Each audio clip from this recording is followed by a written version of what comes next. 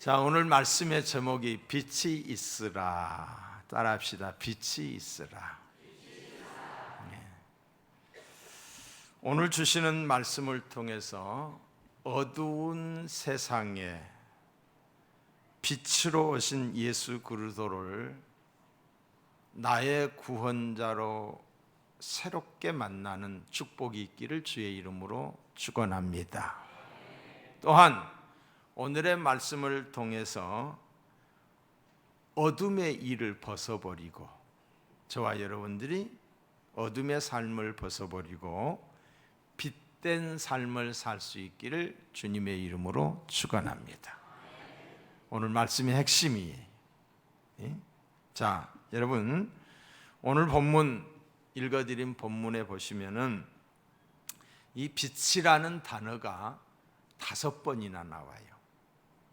하나님이 이르시되 빛이 있으라 하시니 빛이 있었고 빛이 하나님 보시기에 좋았더라. 하나님이 빛과 어두움을 나누사 하나님이 빛을 낮이라 부르시고. 근데 바로 그 이전 2절에 보시면은 빛과 대조되는 단어들이 나와요. 2절을 한번 볼까요? 땅이 혼돈하고 공허하며 흑암, 어둠이죠. 흑암이 깊음 위에 있고, 그러니까 혼돈하다, 공허하다, 그리고 흑암이다. 이들 모두는 빛과는 상반되는 단어들이에요. 어둠과 무질서, 그리고 공허, 상반되는 단어들이에요. 자, 이는 뭘 상징하느냐? 물론 창조 이전의 모습이 이러했지만은 하나님이 없는 인생의 모습이 이렇다는 거예요. 하나님 없는 인생이 어둡다, 공허하다, 질서가 없다. 가장 아름다운 건 질서대로 되는 게 가장 아름다운 거예요. 하나님이 만드신 질서가 있는 거예요. 공허해요. 뭔가 허전해요. 어두워요. 이게 하나님 없는 인생을 상징하는 거예요. 자, 빛은 만물 생성의 근원입니다. 빛은 만물 생성의 근원이. 빛이 없는 상태에서는 생물의 존재가 불가능합니다. 그러니까 땅이 혼돈하고 흑암이 깊음 위에 있을 때, 아무런 생명체가 존재하지 않을 때 하나님께서 빛이 있으라라고 명하셨어요. 말씀하셨어요. 하나님이 명하신 빛이 임하자 혼돈과 흑암의 세계에 질서가 잡히고 모든 생명체에 활력이 돌기를 시작을 했어요. 싹이 나고 잎이 돋고 꽃이 피고 열매를 맺게 되었어요. 빛은 생명을 존재하게 하고 생명을 약동하게 합니다. 그런데 태초의 빛이 그랬는데 빛으로 오신 예수님은 태초의 빛을 상징하고 태초의 빛은 예수님을 가리키고 있는 거예요. 어두운 세상에 우리 예수님이 빛으로 오셨어요. 요한복음 12장 46절에 보시면은 나는 빛으로 세상에 왔나니. 누가 하시는 말이? 주님이 하시는 말이에요. 물은 나를 믿는 자로 어둠에 거하지 않게 하려 함이로다. 나는 빛으로 세상에 왔다. 세상에 이렇게 말한 사람이 누가 있어요? 우리 예수님밖에 없어요. 석가가 그런 이야기 했나요? 공자가 그런 이야기 했나요? 예수님만이 내가 곧 길이요 진리요 생명이다라고 그랬어요. 석가나 공자는 길을 찾아갔던 사람이에요. 그런데 예수님은 길 자체예요. 생명이셔요. 예수님은 빛이십니다. 예수님은 어두운 세상에 죽을 영혼들을 구원하기 위하여 빛으로 오셨어요. 어두운 세상을 밝히기 위해 빛으로 오셨어요. 빛이 임하면은 어둠이 물러갑니다. 어둠이 물러가요. 빛 대신 예수님이 오시면은 나의 죄인된 모습이 보여져요. 보여져요. 내 눈이 띄어진 것 같아 버려서. 빛 대신 예수님이 내 안에 오게 되면 내 추함이, 나의 가증스러움이 보여져요. 그래서 내가 죄인됨을 인정하게 되는 거예요. 죽음의 공포로부터 자유를 누리게 됩니다. 죄악의 깊은 수렁에서 자유함을 누리게 됩니다. 그리고 저절로 감사가 나와요. 감사의 조건이 없어서 감사를 안 하는 게 아니에요. 감사의 조건이 얼마나 많은데, 평범한 일상의 감사가 얼마나 좋은 것들인데, 근데 감사를 모르고 살아요. 원망하고 불평하고만 살아요. 그러나 빛이 우리 가운데 임하게 되면 감사가 생겨주는 거예요. 얼굴이 밝아져요. 마음이 평안해져요. 매사에 부정적이고 절망적인 말이 아니라 긍정적이고 희망적인 말로 바뀌어져요. 흘러간 과거 이야기보다 미래의 비전을 선포합니다. 생명을 이야기합니다.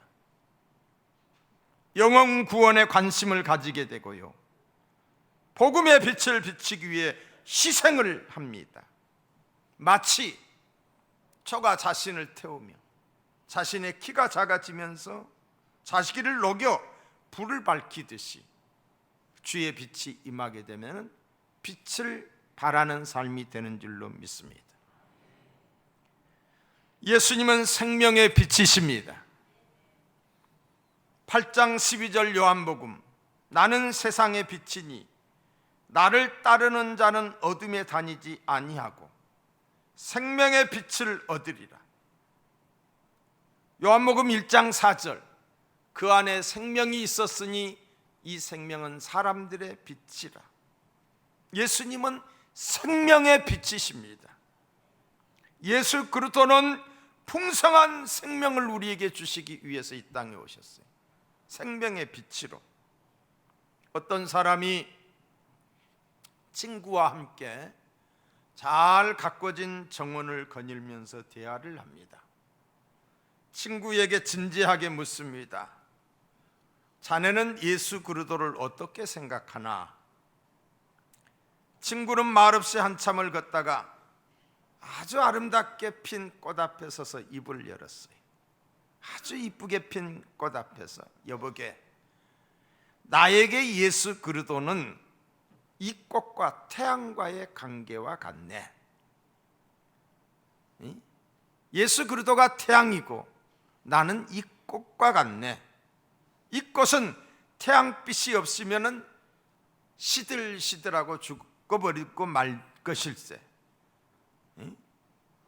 태양빛이 없다면 이 꽃은 살 수도 없고 꽃을 피울 수도 없는 것처럼, 나도 의의 태양이신 예수 그리스도, 그분이 없으면 영원히 죽고 말 걸세. 얼마나 아름다운 표현이에요. 모든 생물들은 빛을 통해서 생명을 얻습니다. 빛이 없으면 모든 활동이 중단됩니다. 빛은 그 생명의 에너지예요. 에너지. 빛이 되신 예수님을 만남으로 새 생명이 시작됩니다. 다시 사는 부활의 역사가 일어납니다. 영안이 열리고 하나님의 영광을 보게 됩니다. 사망에서 생명으로 옮겨집니다. 하나님의 자녀가 되는 권세가 주어지고 그 배에서 생수의 강이 흐르고 예수님의 인격을 닮아가게 되고 가치관, 패러다임의 변화가 임하게 됩니다. 사무엘하 23장에 보시면은 하나님을 경외함으로, 하나님을 경외하면 저게 중요해요. 저게 하나님을 경외한다, 이게 중요한 거예요. 하나님을 사랑하고 하나님을 두려워할 줄 아는 것, 이걸 가르쳐서 하나님을 경외한다는 거예요. 하나님을 경외함으로 다스리는 자여, 하나님을 경외함으로 사는 자여, 이 말이에요. 그는 돋는 해의 아침 빛 같고, 태양이 아침에 솟아오르는 그 아침 빛 같고, 구름 없는 아침 같고, 비 내린 후에 광선으로 땅에서 움이 돋는 새풀 같으리니라 하시도다. 빛이 임하면 양심이 살아나요. 양심. 하나님이 우리에게, 이 믿는 사람이나 믿지 않는 사람이나 모두에게 하나님이 이 양심의 경찰관을 우리에게 주셨어요.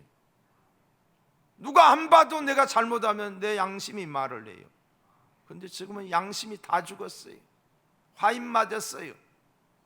상식이 통하지 않는 시대가 되어버렸어요. 안타까운 거지. 세계관이, 가치관이 바르게 정립됩니다. 빛이 임하면 가정이 밝아져요. 나라가 잘 돼요. 빛이 임하면 사람이 변화돼요. 사울이 변하여 바울이 됩니다. 사울이라는 이름은 자칭 큰 자라는, 큰 자, 너는 큰 사람이 되라, 너는 큰 부자가 되라, 너는 큰 권력자가 되라, 이런 뜻이에요. 근데 이름이 바뀌었어요. 빛 대신 예수님을 만나고 난 다음에 바울로 바뀌었어요. 바울이라고 하는 이름의 뜻은 작은 자라는 거예요. 작은 자, 섬기는 자라는 거예요. 사도행전 9장 3절로 5절에 보시면은 사울이 길을 가다가 다메섹에 이르렀더니, 뭐하러 가는 거예요? 예수 믿는 사람들을 비판하기 위해서. 그런데 호련히 갑자기 하늘로부터 빛이 그를 둘러 비추는지라, 빛으로 비박자에게 주님이 찾아오신 거예요. 땅에 엎드려져 들으매 소리가 있어 이르시되, 사울아 사울아 내가 어찌하여 나를 비박하느냐. 음성이 들려왔어요. 뉘시옵나이까 라고 했을 때에 다시 들려오는 소리가, 나는 내가 핍박하는 예수라. 나는 내가 핍박하는 예수라. 핍박자여 폭행자가 변하여 변호자가 됐어요. 자칭 큰 자가 낮은 자, 작은 자가 됐어요. 교만한 자가 겸손한 자가 되었다는 거지요. 누구든지 빛으로 오신 예수님을 영접하면 생명의 빛을 얻게 됩니다. 영생을 얻게 되며 빛의 자녀, 하나님의 자녀가 된다, 이 말이에요. 빛된 자녀가 되는 거예요. 빛은 어둠과 공존할 수 없습니다. 함께 할 수 없는 거예요. 빛이 있으면 어둠은 저절로 물러가게 되어 있어요. 어둠의 끝은 참 빛이 되신 예수님을 만날 때예요. 다시 말씀드립니다. 어둠의 끝은 참 빛 되신 예수 그리스도를 인격적으로 만날 때예요. 참 빛 되신 하나님이 내 안에 거할 때예요. 오직 예수 그리스도 외에는 참 빛이 없습니다. 예수 외에 비치는 빛은 일시적이거나 가짜예요. 어떤 종교도, 어떤 철학도, 어떤 이념도, 어떤 사상도 반짝하고 빛나고 지나가면 없어지는 반짝하는 빛에 불과해요. 참빛이 아니기 때문이에요. 그런데 많은 사람들이 잠시 후면 꺼지고 말 불빛 아래에 몰려 있어요. 그것 때문에 열광해요. 무엇과 같이? 불나비와 같이. 예수 그리스도의 빛은 영원한 빛이기에 꺼지지 않는 줄로 믿습니다. 사랑하는 성도 여러분, 예수 외에 다른 빛을 찾지 마십시오. 더 이상 방황하지 마십시오. 이 빛은 여러분의 인생길을 환히 비춰줍니다. 이 빛은 곧 영원한 생명이기에 영생 복락을 누리게 합니다. 참 빛이신 예수만을 굳게 믿고 그 빛 가운데 사시기를 주님의 이름으로 축원합니다. 어둠에 처한 사람, 어둠에 처한 남편, 어둠의 길을 걷고 있는 자녀, 꾸짖는다고 돼요? 다 잃는다고 돼요? 안 됩니다. 교육으로 되나요? 어떤 교화를 시킨다고 해서 되나요? 물러가지 않습니다. 해도 안 되는 안타까움. 그러나 빛이 비춰질 때, 빛 대신 예수님 앞에 서게 되면 그 안에 있는 어둠이 물러가게 되어 있는 거예요. 빛이 비춰질 때에 남편이 주께로 돌아와요.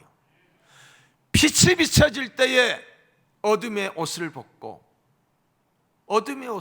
옛 구습을 끊어버리고 제자리로 돌아오게 되는 줄로 믿습니다. 이 빛이 비춰질 때 우리는 부요하게 돼요.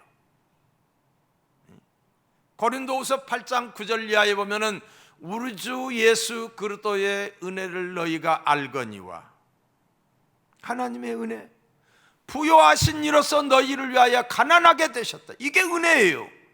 천지 만물의 주관자여 우주의 창조주이신 그분이 피조물이 된 거예요. 가난한 자가 된 거예요. 가난하게 되심은 그랬어요. 그가 가난함으로 말미암아 너희를 부요하게 하려 함이라. 주님이 가난해지신 이유는 우리를 부요하게 하기 위해서예요. 우리를. 빛이 만물 창조의 에너지로서 모든 부여의 원천이 되었던 것처럼 예수님은 우리의 삶 가운데 모든 부여의 근원이 되시는 줄로 믿습니다. 자, 다시 말씀드립니다. 빛이 천지 만물 창조의 에너지로서 모든 부여의 원천인 것처럼 예수님은 우리의 삶 가운데 모든 부여의 근원이 되신다.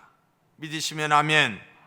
고린도서 9장 8절에 보시면은 하나님이 능히 모든 은혜를 너희에게 넘치게 하시나니, 넘치게 받으시기 바랍니다. 이는 너희로 모든 일에 항상 모든 것이 넉넉하여 모든 착한 일을 넘치게 하게 하려 하심이라 그랬어요. 여러분, 하나님의 은혜를 넘치게 받기를 원하시나요? 그렇다고 한다면은 하나님이 기뻐하시는 착한 일을 넘치게 할 수 있는 그런 비전이 있어야 돼요. 그런 계획이 있어야 돼요. 그것이 없이 은혜만 넘치게 달라? 받고 쏟아버리는 거예요. 선한 일을 하는데 넘치게 쓰게 싸우니 달라고 해야 되는 거예요. 이 빛이 비춰질 때에 우리는 강건하게 됩니다. 저는 이 시간 이 말씀을 선포할 때에 하나님이 여러분의 몸을 어루만져 주셔서 치유의 역사가 있을 줄로 믿습니다.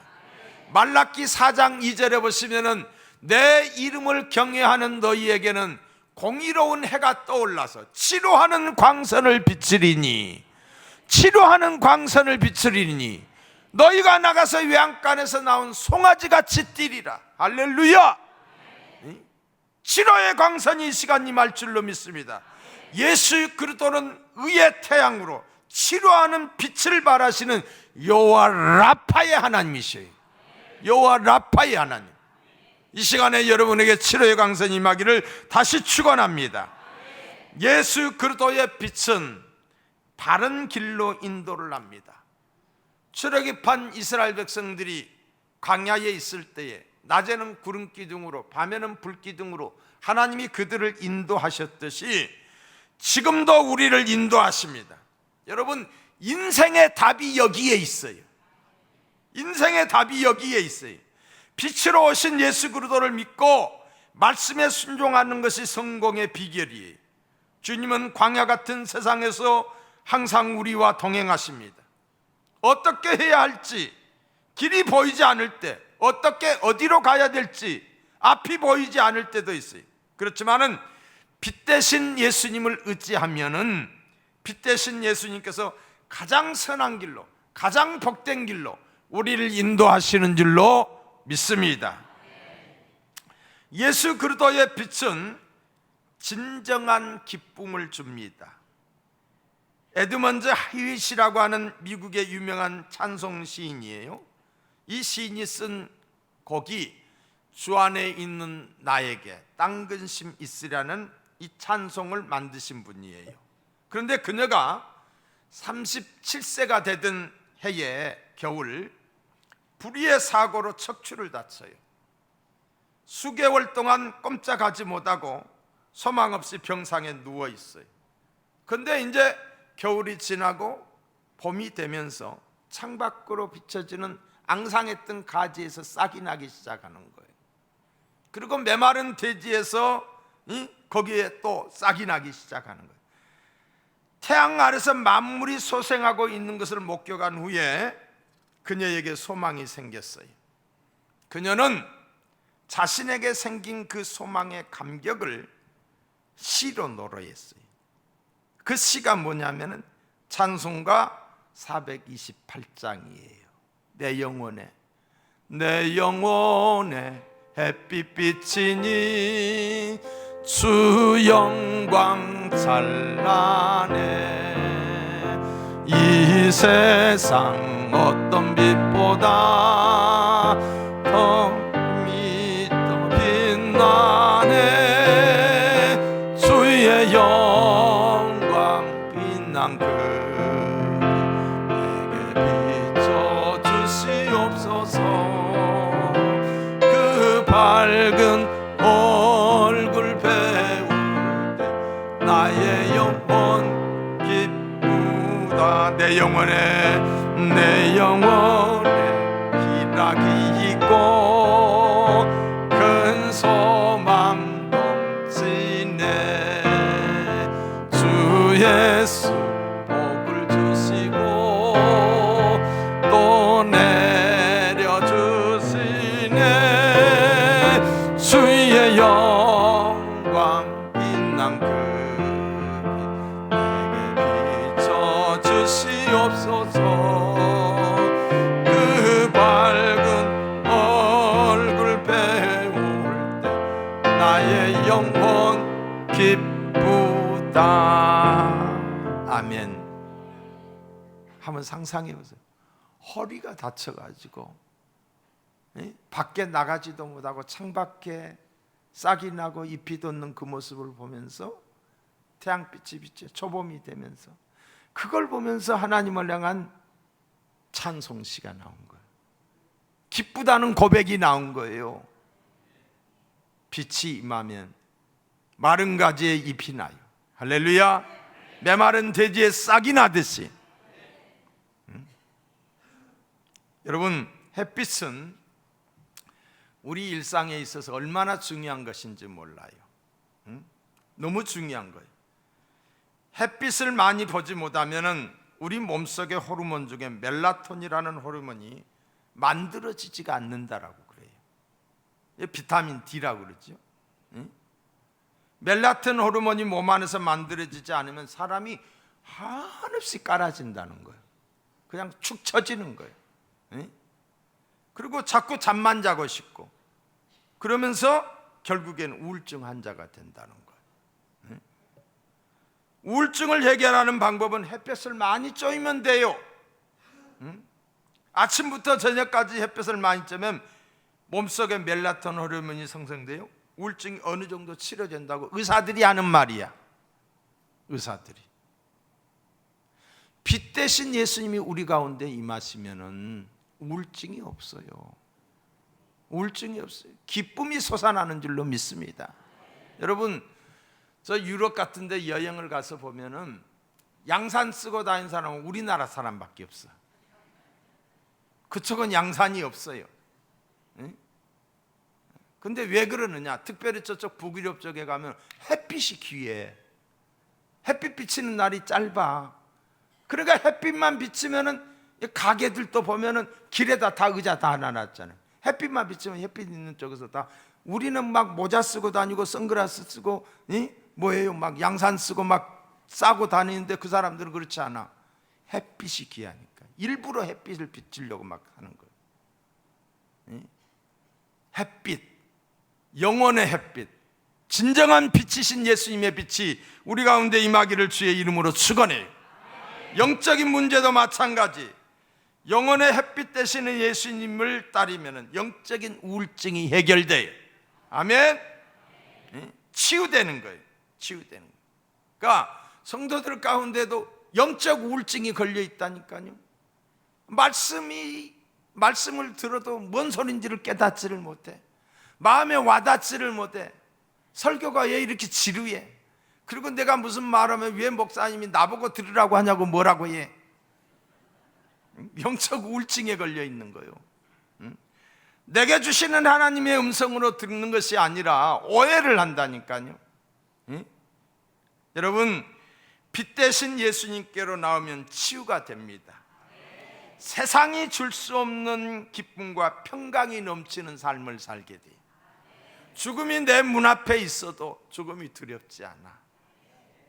여러분, 죽음이라고 하는 것은 터널을 지나듯이 하나의 과정에 불과해. 출산의 과정을 통해서 세상에 태어났듯이 우리가 끝나는 것이 아니라 죽음의 과정을 통해서 천국에 가는 거예요.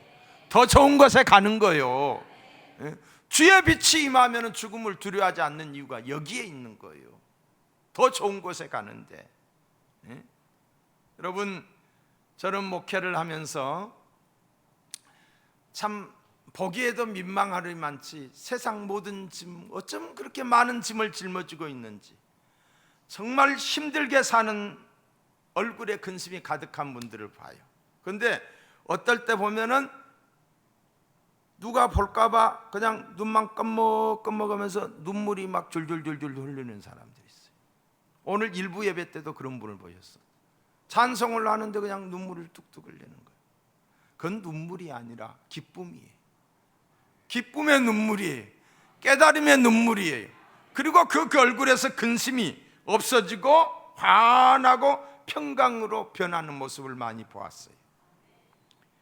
빛 되시는 주님의 빛을 받았기 때문에 주님의 빛이 임하기를, 우리 모두에게 임하기를, 여러분의 가정에 임하기를, 우리나라에 임하기를 주의 이름으로 축원합니다.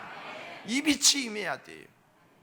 자, 빛을 발하라고 그랬어요. 이제 우리가 빛된 자녀가 됐잖아요. 이제는 빛된 삶을 살아야 돼요. 요한복음 8장 12절, 나는 세상의 빛이니 나를 따르는 자는 어둠에 다니지 아니하고 이 말씀은 빛의 자녀된 우리를 향한 새로운 삶으로의 초대예요. 너는 이제 어둠의 삶을 살아서는 안 된다.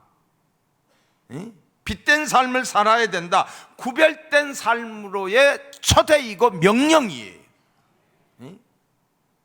에베소서 5장 8절로 9절에 보시면 너희가 전에는 어두움이더니, 우리가 전에는 어두움이었어요.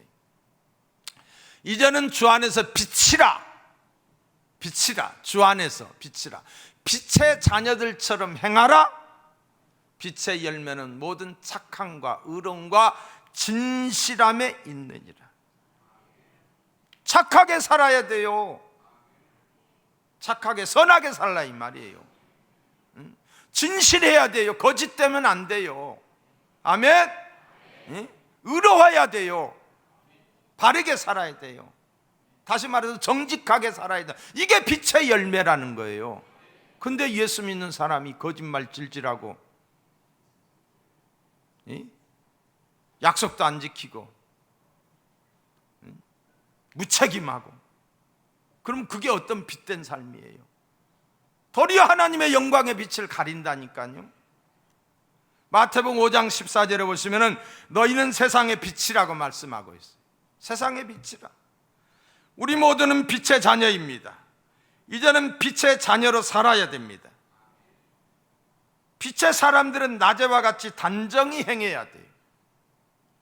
밤에는 집에 들어가면 옷 다 벗잖아요. 편한 옷 입잖아요. 근데 편한 옷 입고 교회 와요? 그러면 안 되잖아요. 정장이 있잖아요. 단정히 해야지요.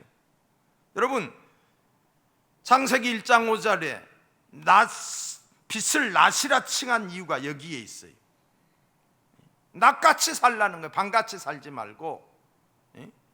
로마서 13장 12절 거기 보시면은 밤이 깊고 낮이 가까웠으니 그러므로 우리가 어둠의 일을 벗고 빛의 갑옷을 입자. 낮에와 같이 단정히 행하고 방탕과 술 취하지 말며 음란과 호색하지 말며 쟁투와 시기하지 말고 오직 예수 그리스도로 옷 입고 정욕을 위하여 육신의 일을 도모하지 말라. 빛된 자녀가 이렇게 살아야 된다는 거예요. 빛이신 예수 그리스도께서 우리 속에 들어오시면 어둠이 물러갑니다. 여러 가지 죄악이 정욕이 물러갑니다. 데살로니가서 5장 5절에 보시면은 너희는 다 빛의 아들이요 낮의 아들이라.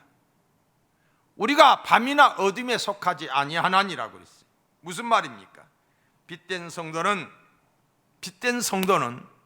그가 살고 있는 주변, 그가 가고 있는 지역사회, 더 나아가서는 나라의 이웃들에게 복음의 빛을 비추는 사명을 감당해야 될 줄로 믿습니다.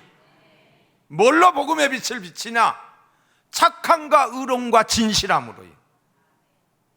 근데 착함과 의로움과 진실함이 없이 복음을 전해보세요. 너나 잘해, 너나. 네가 믿는 예수 나 안 믿어. 누가 그렇게 이야기해요? 남편이 그러는 거예요. 남편이. 얼마나 못되게 집사가 그랬으면. 마태복음 5장 15절 사람이 등불을 켜서 말 아래 두지 아니하고 등경 위에 두나니 이러므로 집안 모든 사람에게 빛이 느니라. 복음의 빛을 받은 성도는 가족들에게 복음의 등불이 돼야 돼요. 가족들에게 복음을 전해야 된다 이 말이에요.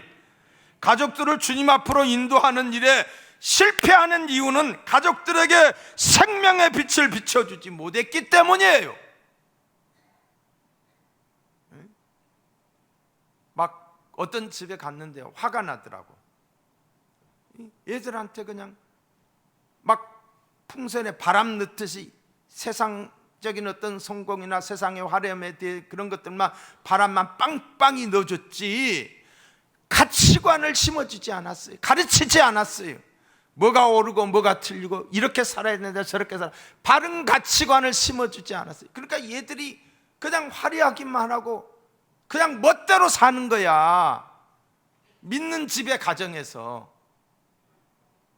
예수도 안 믿고 복음을 안 가르쳐줘서 복음의 빛을 발하지 않았기 때문이에요.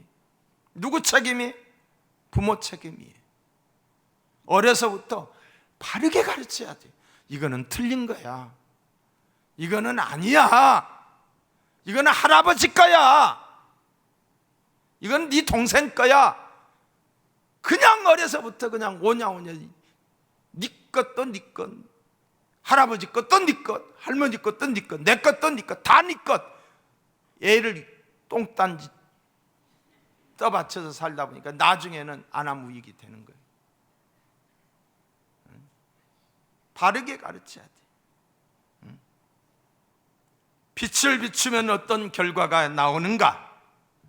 빛을 비추면, 자 보세요. 마태복음 5장 26절을 보세요. 이같이 너희 빛을 사람 앞에 비치게 하여 저희로 너희 착한 행실을 보고 하늘에 계신 너희 아버지께 영광을 돌리게 하라. 이 말이 무슨 말이에요? 우리가 착하게 살면 하나님이 영광을 받는다는 거요. 아멘 좀 하시오. 에? 우리가 착하게 살면은, 근데 우리가 안 착하게 살면은 하나님 영광을 가리는 거요. 하나님까지도 불신해 버리는 거예요. 하나님까지도 욕을 매기는 거예요. 하늘에 계신 우리 아버지께 영광을 돌리는 저와 여러분 되시기를 축복합니다. 네? 이사야 60장 1절에 보시면은 일어나라 빛을 발하라고 그랬어요. 일어나라 빛을 발하라. 이는 내 빛이 이르렀고 여호와의 영광이 내 위에 임하였음이라고 했어요. 예수님으로부터 생명의 빛을 받은 성도들은 일어나 이웃에게, 가족들에게 빛을 발함으로 여호와의 영광이 드러나게 해야 될 줄로 믿습니다. 사랑하는 성도 여러분, 우리는 빛의 자녀들입니다. 빛은 어두울수록 선명하게 빛납니다. 어두울수록. 우리 세상 어둡다 원망하지 마세요. 지금 우리나라 정말 어두워요. 뭐가 진실인지, 뭐가 참인지 이게 헷갈리는 시대가 되어버렸어요. 어둡다고 원망하지 말고 우리 모두가 작은 빗줄기가 돼요. 왜 국회 안에 믿는 사람이 없겠어요? 있잖아요. 그 안에서 빛이 되면 될 텐데. 왜 청와대 안에 믿는 사람이 없겠어요? 그곳에서 빛이 되면 될 텐데. 다 그냥 말 아래 덮어놓은, 이 불이 켜져 있기는 켜져 있는데 뚜껑 덮어놓은 불빛이야. 비추지를 않아. 그러니까 세상이 다 어둡게 보이는 거예요. 정직해야 된다니까요. 빛해야 된다니까요. 내가 새벽 시간에 이야기했지. 2, 3부니까 내가 보너스로 하는 거예요. 두꺼비. 어떤 목사님이 두꺼비 이야기하더라고. 두꺼비가 산에 올라가면 이따금이 있잖아요. 뭐가 배가 빵빵 해가지고 옆에 가서 뭐 눈만 먹고 뜨고 있어요. 그리고 숨만 이렇게 쉬고 있어. 가만히 있어요. 근데 어느 분이 그러더라고. 먹잇감이 생겨지면 순식간에 입속에서 뭐가 촥 나가지고 빼앗고 돌아간대. 이게 두꺼비라는 거요. 비대해져가지고 움직이지도 않고 배만 빵빵하고 숨만, 눈도 끔먹끔먹하면, 다시 말해서 다른 것에 상관을 하지 않고 나만 잘 때면 된다, 나만 안전하면 된다, 이거 아니라니까요.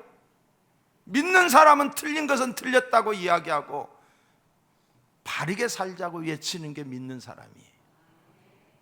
여러분이 우리 나라의 빛이 되기를 바랍니다. 어두운 세상을 밝히는 저와 여러분이 되기를 바랍니다. 빛된 삶으로 하나님께 영광을 돌리는 우리 모두가 되시기를 주의 이름으로 축원합니다.